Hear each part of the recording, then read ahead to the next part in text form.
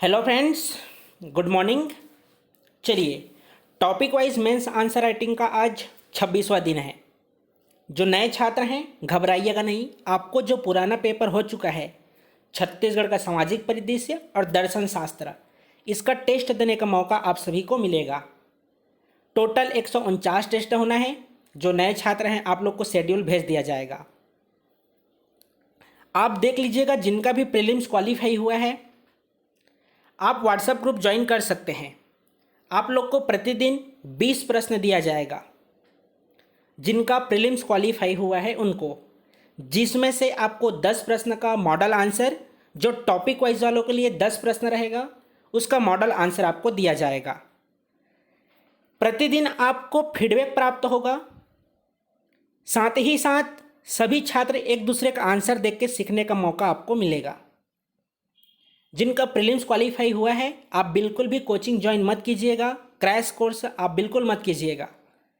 आज 16 मार्च है, आपके पास पूरे 90 दिन का समय है। 18 जून को आपका मेंस का एग्ज़ाम होना है। इसके अलावा वे छात्र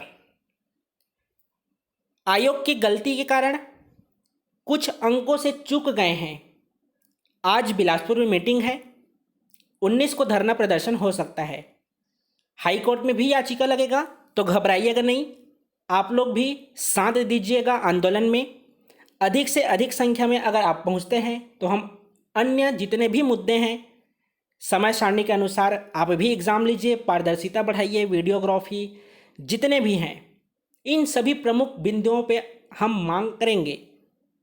तो तैयारी अलग अलग ज़िलों में अभी चल रही है। आज रायपुर और बिलासपुर ये 2 जगह मीटिंग है, तो आप घबराइएगा नहीं। आप लोग भी तैयारी करिएगा, लेकिन एक हफ्ता अभी आप हमारा साथ दीजिएगा। जिनका कुछ अंकों से प्रीलिम्स क्वालिफाई नहीं हो पाया है या पहली बार जो एग्ज़ाम दिए हैं, अगर फ्यूचर में इस तरह से किसी भी प्रकार के असमंजस की स्थिति में आप फंसना नहीं चाहते हैं तो बिल्कुल आप हमारा साथ दीजिएगा।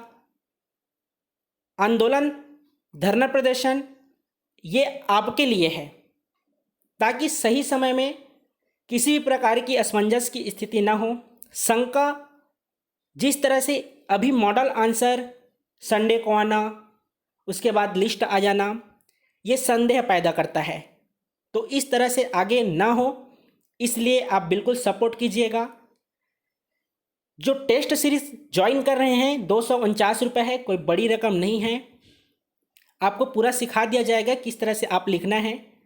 आपको मॉडल आंसर भी दे देंगे, बस आप प्रतिदिन लिखते रहिए। अधिक जानकारी के लिए आप इस नंबर पर कॉल या SMS कर सकते हैं, ठीक है। चलिए, प्रश्न 1 से लेकर जो 9 तक के प्रश्न हैं 30 शब्द हैं। आज आपका छत्तीसगढ़ का इतिहास और भारत का इतिहास सिलेबस के अकॉर्डिंग प्रारंभ कर रहे हैं।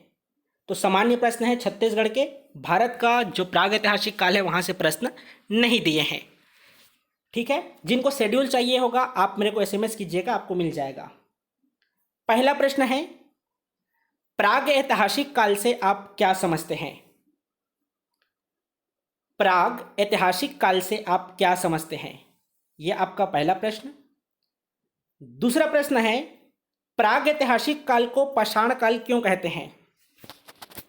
प्राग ऐतिहासिक काल को पाषाण काल क्यों कहते हैं? यह भी आपका 30 शब्द का प्रश्न है। तीसरा प्रश्न नोट डाउन कीजिएगा, चंवल ढाल के बारे में बताइए। तीसरा प्रश्न है, चंवल ढाल के बारे में बताइए। और जो मेंस आंसर राइटिंग कर रहे हैं आप लोग सिलेबस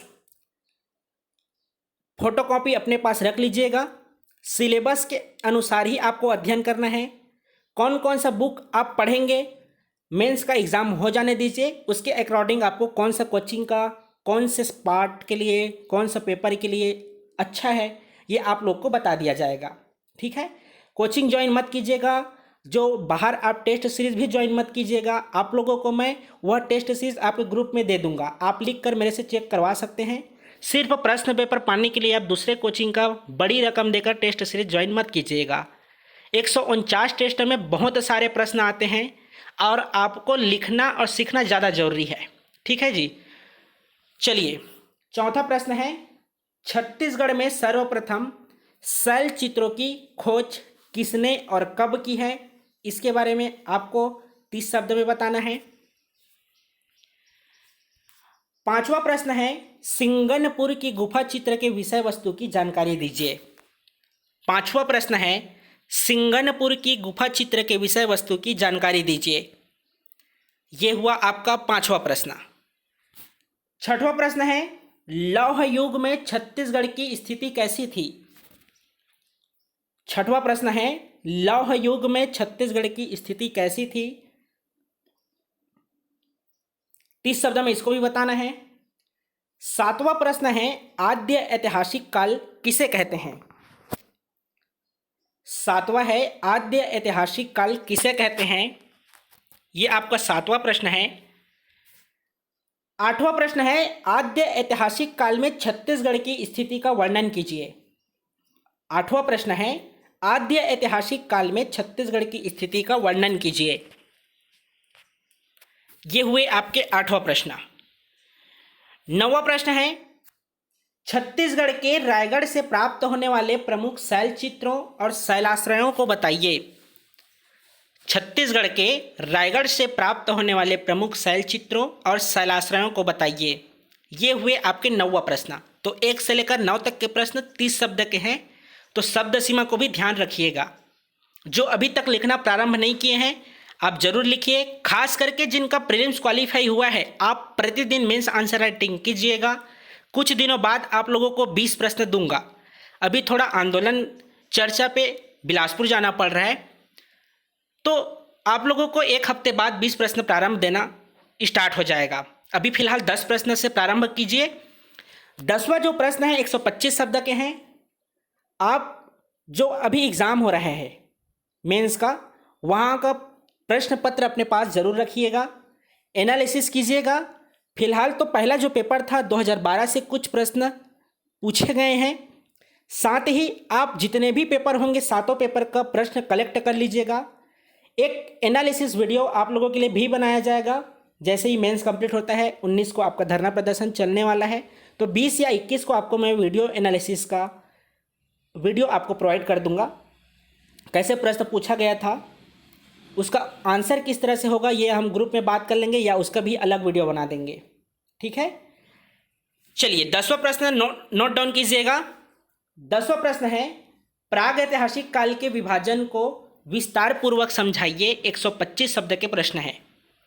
प्राग ऐतिहासिक काल के विभाजन को विस्तार पूर्वक समझाइए, यह आपका 125 शब्द के प्रश्न है।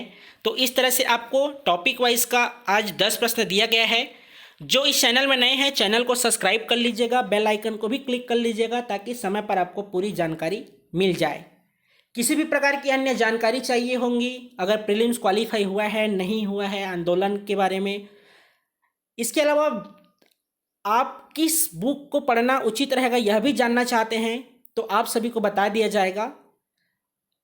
जो प्रीलिम्स क्वालिफाई कर लिए हैं मेंस आंसर राइटिंग करिए, कोई दिक्कत नहीं है। आप लोग लिस्ट में शामिल हो चुके हैं, आप बाहर नहीं होंगे। जो याचिका दायर करेंगे, हो सकता है याचिका में सुनवाई हो तो रिजल्ट जारी होगा तो नए छात्र शामिल होंगे। जो अभी लिस्ट आया है उसमें से कोई भी बाहर नहीं होंगे। तो जिनका लिस्ट में नाम आ गया है आप तक बिंदास तैयारी कीजिए, कोई दिक्कत नहीं है। और 90 दिन का समय आपको मिला हुआ है। पुनः बोल रहा हूँ, कोचिंग ज्वाइन मत कीजिएगा, ठीक है। जो टेलीग्राम ग्रुप चैनल नहीं ज्वाइन किए हैं, डिस्क्रिप्शन में उसका लिंक डाल दिया गया है, आप ज्वाइन कर लीजिएगा। इसके अलावा इसका PDF फॉर्मेट में आपको प्रश्न भी मिल जाएगा, मॉडल आंसर भी आपको टाइपिंग ही मिलेगा। तो जो ज्वाइन करना चाहते होंगे टेस्ट सीरीज ज्वाइन कर लीजिएगा। 149 टेस्ट है जिसमें आपका 29 मेगा टेस्ट है, 120 टॉपिक वाइज है, ठीक है। और जो कुछ अंकों से क्वालिफाई नहीं कर पाए हैं तो सपोर्ट कीजिएगा यार। चलते हैं फिर रायपुर, और आज तो मीटिंग है हमारा। बाकी आप जाइए लिखिए जिनका प्रीलिम्स क्वालिफाई हो गया है। आज के लिए बस इतना ही, आगे बात करते रहेंगे। धन्यवाद।